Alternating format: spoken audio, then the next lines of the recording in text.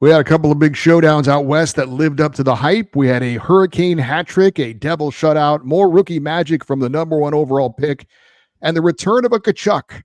Details coming up on this edition of Locked On NHL Game Night. When that final horn sounds, you know it's time for Locked On NHL Game Night. All the post-game reactions to every game across the league, every single night, with insights only the hosts at Locked On can provide.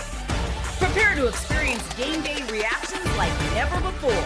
Only on Locked On NHL Game Night. Your team every day. Hey, hockey fans, welcome to Locked On NHL Game Night, part of the Locked On Podcast Network, now the number one sports podcast network, your teams every day. Thanks for making Locked On NHL Game Night your place to get a recap of the night in the NHL during the regular season and the playoffs. We are available wherever you get your podcasts and on YouTube.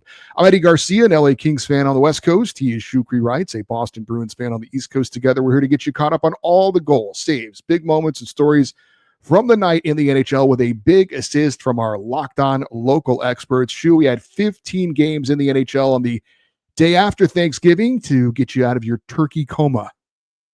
Certainly. Number one, happy Thanksgiving to you, Eddie. Number one. Number two, happy U.S. Thanksgiving to all of our NHL fans in the U.S. and Canada, wherever you may be. And thirdly, 15 games? Talk about a Black Friday serving of Thanksgiving buffet. Have your cranberry sauce, have your mashed potatoes, and have your hockey. Yeah, certainly. And the main course, I would say, was a Central Division showdown in Minnesota between the Red Hot Wild and the dominant Colorado Avalanche so far this year. Two teams on winning streaks, and obviously one streak would come to an end, and it would be Colorado's streak continuing with a 3-2 shootout victory. Let's get some details from one of our local experts, the host of Locked On Colorado Avalanche, Zach Pearson.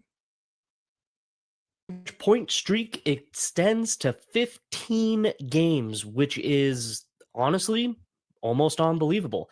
With only one regulation loss in the season, they do take another loss today, bringing that 10-game win streak to an end against Wallstedt and the Minnesota Wild.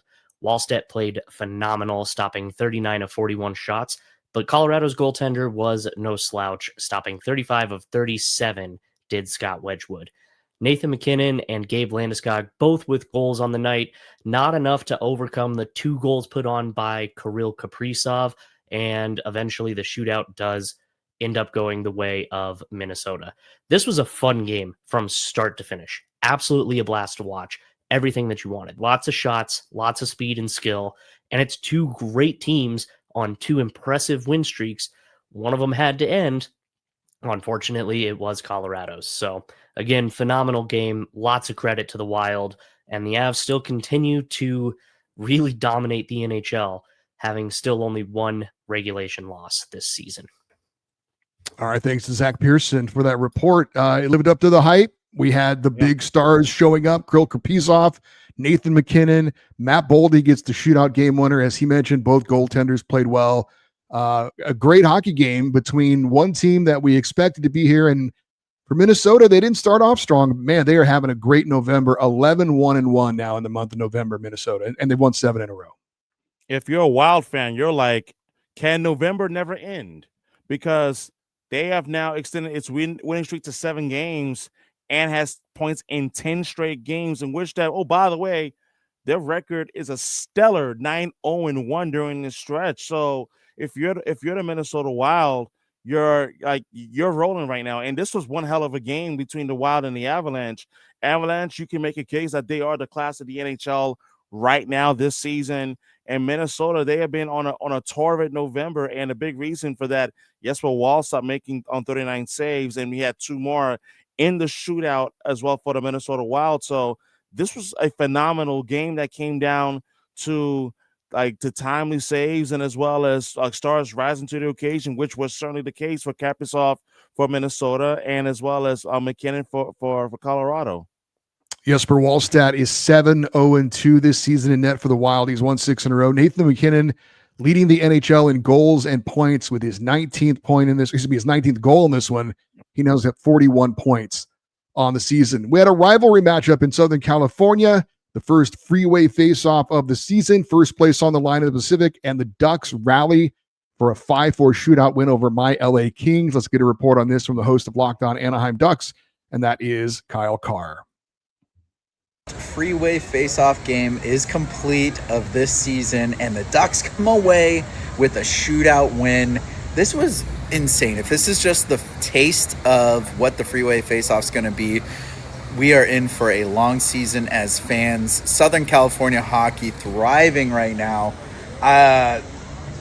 This was just absurd. Of course, the Ducks gave up the first goal, and they battled back the entire game, tying the game with a minute and 30 seconds left, taking it to OT, then going to the shootout. Just crazy nonsense. The Ducks definitely got exposed. They're having struggles in that defensive zone with getting guys out of the spot. They're letting guys just hang out right in front of the goaltender, and that keeps being the weakness of the Ducks. But other than that, they come back, they fight back, and Leo Carlsson for heart. That's all I got to say. But extremely good performance by the Ducks to get this one into OT regardless, and to keep that first place position in the Pacific, but then to come away with the shootout win, even bigger for the team. So let's go Ducks, fly together. All right, thanks to Kyle Carr for that. Obviously, I'm a bit biased. I wasn't all that thrilled about the result of this one. But Leo Carlsson gets his 13th with the extra attacker to tie it up, and then in overtime, it was Troy Terry and Mason McTavish scoring in the shootout. McTavish's shootout goal, I still watched the replay. I don't know how he did it. It just, the hand-eye coordination is ridiculous. I will say, as a Kings fan, probably the one thing that I was really disappointed with is that I thought the Kings had a decided advantage in net in this one. Darcy Kemper's been playing really well. The Ducks went with their number 3 goalie, Ville Husso. He's got NHL experience, but he's been playing in the AHL this year. Lucas Dostal is hurt. He's going to be out 2 to 3 weeks. Thought that was going to be a clear advantage for the Kings in this one. Unfortunately, didn't turn out to be the case.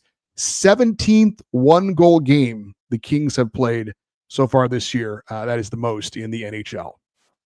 Oh, certainly. And, you know, one thing that stood out to me in this game was the fact that you would think, and I agree with you, Eddie, you think that the Kings would have the advantage in net because Darcy Kemper is in net. But the reality is that I thought that tonight was an indicator that anybody can be beaten at any given time. But the Anaheim Ducks, what you saw was a team that continued to just find ways to win. And of course, no one's surprised by what you saw from Troy Terry and Craig McTavish, Mason McTavish as well in the shootout. So in my opinion, I think that when what it boils down to is, when you talk about the Ducks and what they were able to ultimately do, they were able to get timely goals, and they kept fighting even when they were down 1-0 after Laferriere gave the Kings a 1-0 lead.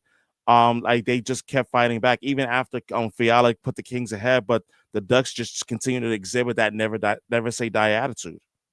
Ducks are 15-8-1 on top in the Pacific Division.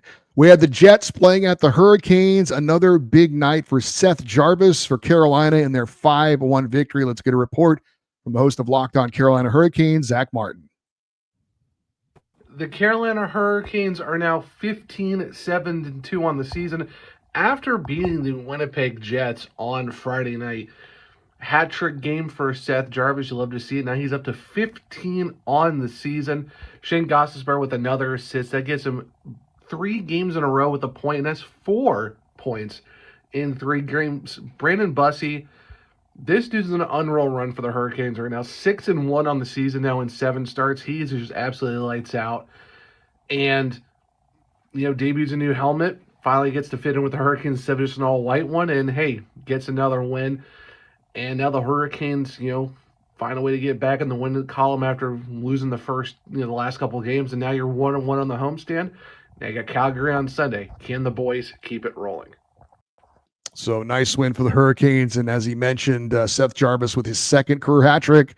Brandon Bussi, young goaltender, getting it done. He only had to face 13 shots in this one. So not a lot of shots on goal, but he only allowed 1 goal in.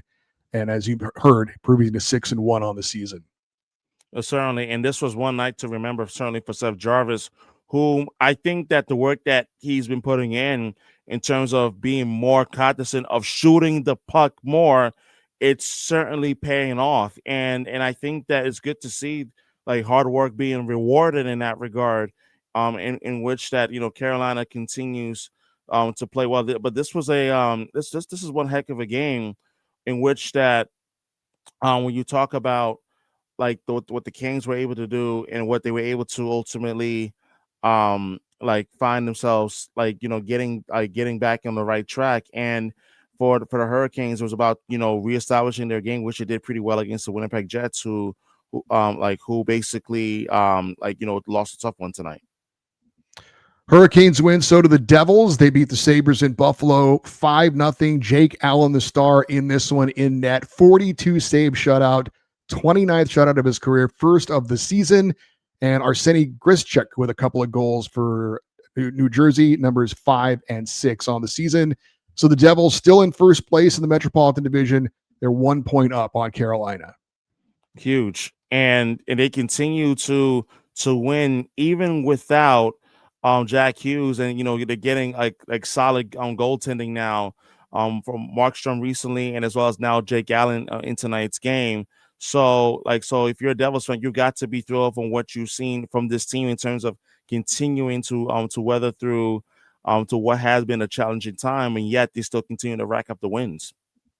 Lightning at the Red Wings, and Tampa Bay continuing to look like the team that a lot of us thought they would be for this season, although they did stumble out of the gate, but they are playing great hockey now. They beat the Red Wings on the road 6-3. Yanni Gourde had a couple of goals, numbers 4 and 5. Jake Gensel gets his 13th. Brandon Hagel into an empty net, his 13th as well, as Tampa Bay leads the Atlantic Division. They've won 6 in a row. Started the year 1-4-2, but they're 14-3 since. Which is incredible. But it shouldn't be too surprising, but it is amazing to see the firepower that this Tampa Bay Lightning team has had in yesteryear now really return like this season, where you've seen guys like Jake Guentzel get comfortable in the lineup. Yanni Gourde, who had a big game, he scored 2 goals tonight. And if you're like Tampa Bay, like you gotta like what you've seen from the scoring and as well as from the goaltending that you're getting from Andrei Vasilevsky. Brady Tkachuk back for Ottawa. Would they get a win in his return? That's next on Locked On NHL Game Night. Most people can't name all their financial accounts or even what they're worth, whether it's 401ks, properties, or investments. And when you don't have a full picture, you can end up leaving money on the table. That's why there is Monarch. It's an all-in-one personal finance tool that brings your entire financial life together in one clean, easy-to-use interface on your laptop or your phone. Monarch is built for people with busy lives. If you've been putting off organizing your finances, Monarch is for you. You can link all your accounts in minutes, see clear data visuals, get smart categorization of your spending, and finally feel in control of your money without ever touching a spreadsheet. You can maximize investments, increase your savings rate, easily review finances with your partner or financial advisor, all while keeping a clear view of your financial health week to week and long term. Don't let financial opportunities slip through the cracks. Use the code LOCKEDONNHL at monarch.com. and you will get half off your first year, 50% off your first year at monarch.com with a code LOCKEDONNHL. All right, continuing with our busy night in the NHL. In Dallas, it was the Stars taking on the Mammoth. Dallas holding off the Mammoth for a 4-3 victory in this one. We had Jason Robertson continuing his amazing play. He gets his 15th goal of the year. Wyatt Johnston's 13th on the power play, ended up being the game-winning goal. And Dallas improves to 16-5-4. They've got 36 points. They would be comfortably in first place in any other division, but they play with the Colorado Avalanche, and so they're in second place, 4 points behind the Avalanche. Unbelievable. You talk about being in the wrong division at the wrong time, and ultimately, like you could play as well as you can, but even if you continue to rack up points because you play in the same division as the Colorado Avalanche, I mean, it's unbelievable. Like you have to pretty much play stellar hockey in order to keep pace in that same division. Condolences to Clayton Keller of the Utah Mammoth. His dad unexpectedly passed away on Thanksgiving Day. He did play, though, in this game, said that's what his dad would have wanted him to do. So that's certainly very, very tough for Clayton Keller. We had the Capitals hosting the Maple Leafs. Washington fell behind 2-0 in this one, but the Leafs are continue to struggle. They let the lead slip away, and they lose this one 4-2, being outscored 3-0 in the third period. In that third, it was Anthony Beauvillier scoring a goal. Jacob Chikrin then tied it up, or I should say took the lead. Jacob Chikrin's 10th goal gave him the lead as he moves past Cale Makar for the most goals by a defenseman this season. He's on fire right now. And then Tom Wilson, the king of the empty netters, puts it in to ice it, his 13th of the year, and Washington skates away with the victory. And the Leafs continuing to struggle. 10-11-3, the record now for Toronto. Like, they've lost 3 of last 4 games, and they continue to play without William Nylander, their leading scorer. And like, a lot of the issues like this season for the Toronto Maple Leafs have come down to, depth scoring, and as well at times as being able to defend on their own. And tonight against the Capitals, they certainly got exposed. Canadians are at the Golden Knights, Montreal, with a solid 4-1 win in Sin City. Let's check in with one of our local experts, one of the co-hosts of Locked On Montreal Canadiens, and that is Ian Boisvert.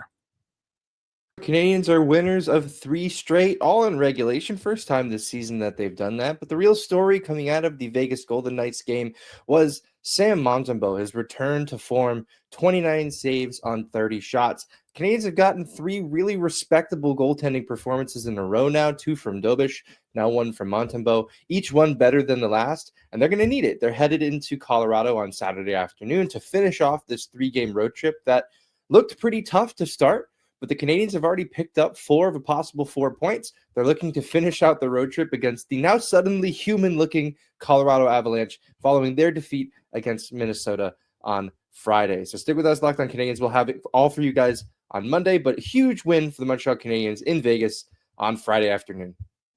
Thanks to Ian Boisvert for that report. Montreal, kind of one of those hot and cold teams. When they're hot, they're hot. When they're not, they're not. Cole Caulfield gets his 14th of the year. He mentioned Sam Montembeault, just 1 goal on 31 shots. But Vegas continues to just kind of scuffle along. Mark Stone had their only goal in this one. They're happy to have him back. And Jack Eichel's been good, but Mitch Marner's got a lot of points, but just 1 goal in the month of November so far. He hasn't been quite the boost to this point that maybe they were hoping for when they signed him.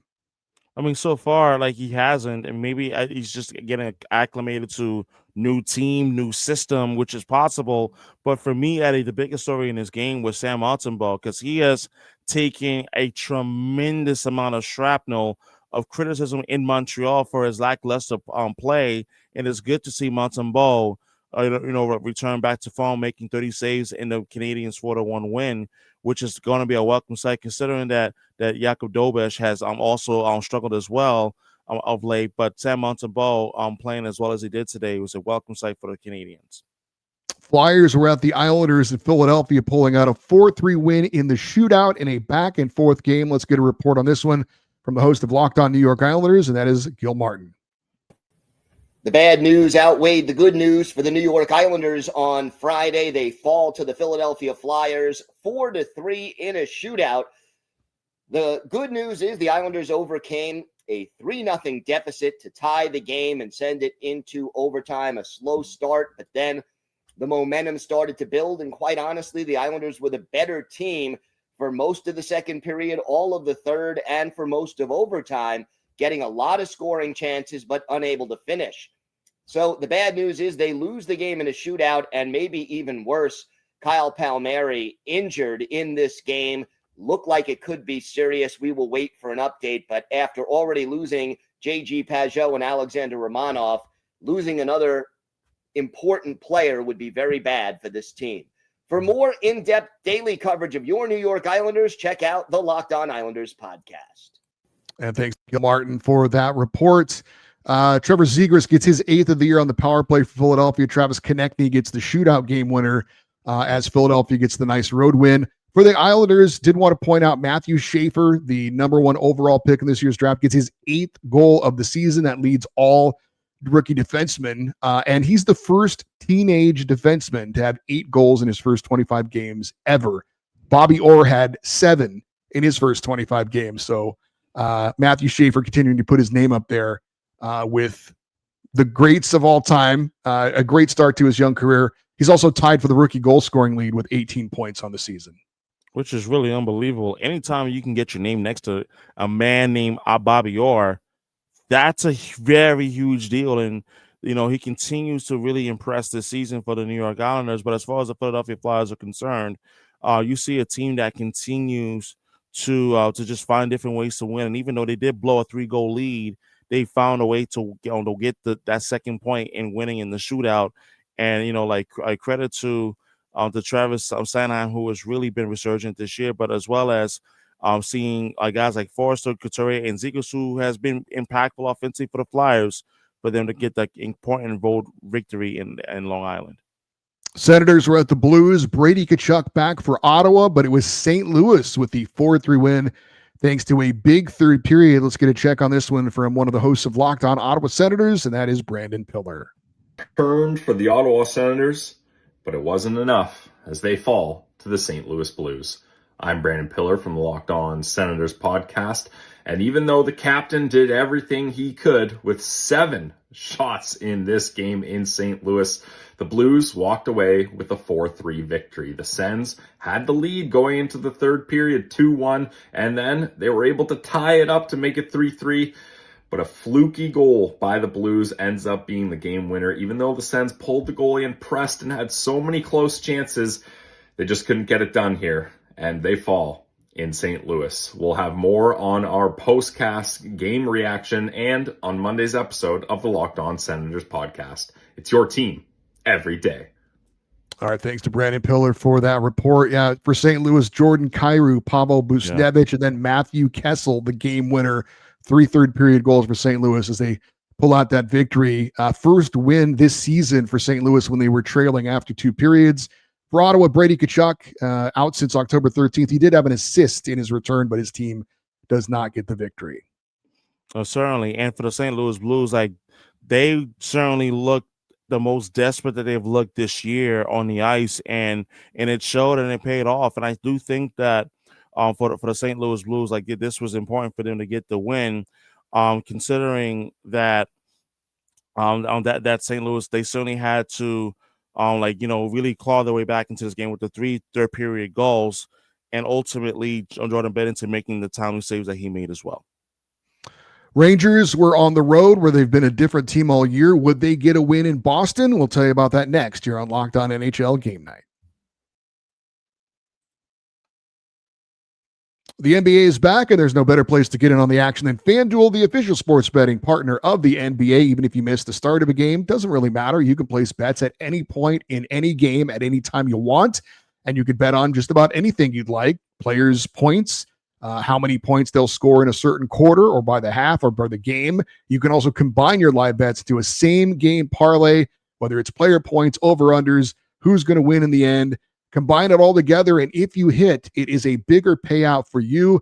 You can bet on your favorite team or a team you hate. It doesn't really matter. The great thing is that FanDuel makes these games interesting regardless of who the team is or who you're rooting for.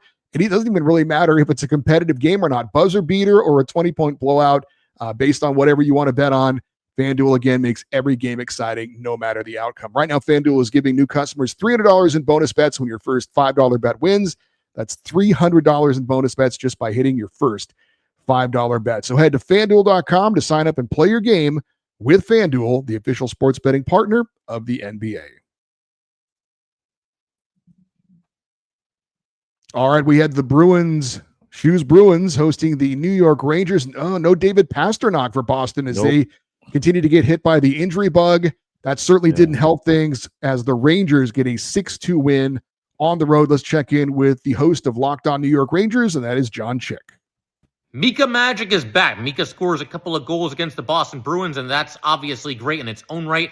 But I was very, very encouraged by the very simple fact that Mika twice scored on one-timers and twice on the power play. We, a couple of seasons ago, could not even begin to keep track of how many times that Mika Zibanejad did this. And then last year, he just really seemed to lose any kind of a feel, any kind of velocity on his one-timer. The amount of times that he shanked one-timers last year was frankly alarming, but these were two beauties. The first one was an absolute snipe. The second one, not quite as much velo, but great shot placement on that one. And then what was crazy is just a minute or two after these two one-timers that he scored on, he almost did it again. He put a third one off the post. So Mika could have had a natural hat trick on all one-timers, all from the same spot on the ice and all within just a couple of minutes of each other. That didn't quite happen, but obviously we'll take what we got from Mika Zibanejad. Very, very encouraging to see him kind of rediscover the feel for his one-timer, and hopefully that's the norm going forward.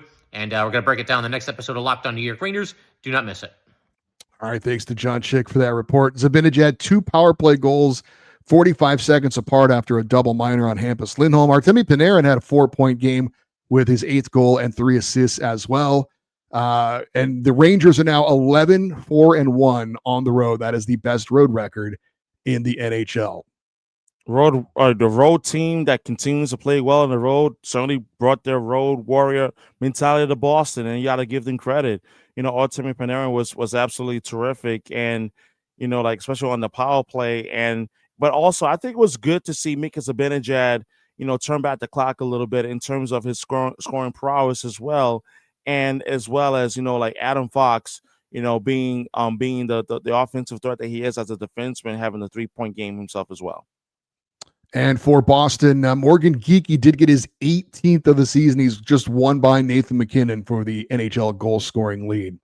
Panthers were hosting the Flames. Calgary with a surprising 4-3 road win against the 2-time defending Stanley Cup champs. Let's get a report from this one for the host of Locked On Florida Panthers, and that is Armando Velez. Itself on Friday afternoon as the Florida Panthers scored the first 2 goals and did give up 4 unanswered after, this time with a different goaltender in net, as after the first 3 minutes when the Panthers were up 2-0, they took their foot off the gas after that. And the second period wasn't any better as the Flames scored on a 5-on-3, and the Florida Panthers were having a hard time getting those puck in deeps and getting in on the forecheck, as it was very easy for the Flames defensemen to get the puck out.